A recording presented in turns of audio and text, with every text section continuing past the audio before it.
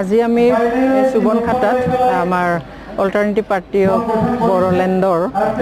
joining programme এটা আছিলে যদিও আমি এইটো ইমিডিয়েট কৰিব বিচৰা নাছিলোঁ ইয়াত ৰাইজে বিচাৰিলে কাৰণে আমি কৰিলোঁ ইয়াত প্ৰায় 200তকৈ বেছি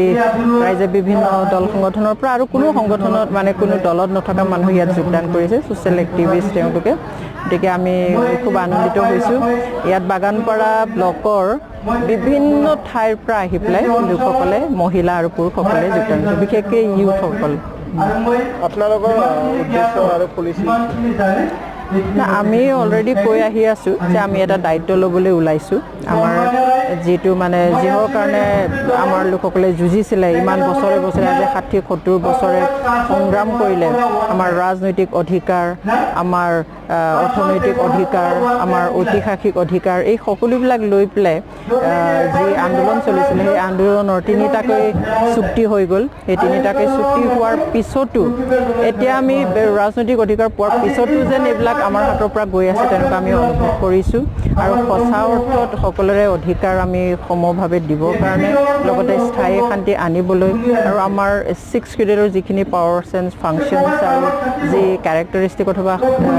বৈশিষ্ট্য সেইবিলাক আমি ৰক্ষণাবেক্ষণ দিবৰ কাৰণে লগতে আমাৰ নৱপ্ৰজন্মৰ ভৱিষ্যত আমি সুস্থিৰ ৰাজনীতি বাতাবৰণ এটা দি যাবৰ কাৰণে আমি এইটো গঠন কৰিছোঁ এটা বিকল্প দিছোঁ সকলোকে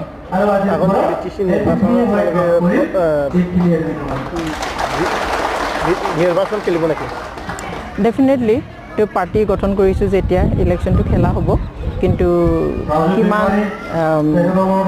সমষ্টিত খেলা হ'ব সেইটো বিষয়ে আমি আলোচনা কৰোঁ আমি অলপতে তাৰ ওপৰত বিতংগী আলোচনা কৰিম সেইটো আমি এতিয়ালৈকে আলোচনা কৰা নাই আমি সদ্যহতে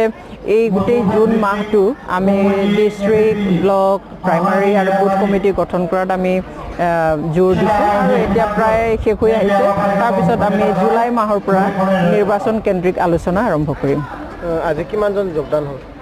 আজি ইয়াত 200তকৈও বেছি জইন হৈছে বিভিন্ন অঞ্চলৰ পৰা আহি পেলাই মহিলা পুৰুষ একেলগে জইন হৈছে যদি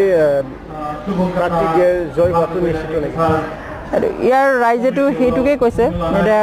বিভিন্ন ঠাইৰ পৰা আহি জইন কৰিছে আৰু আজিৰ আগতো মই সেইখিনি ইনফৰমেশ্যনো পাই আছোঁ যে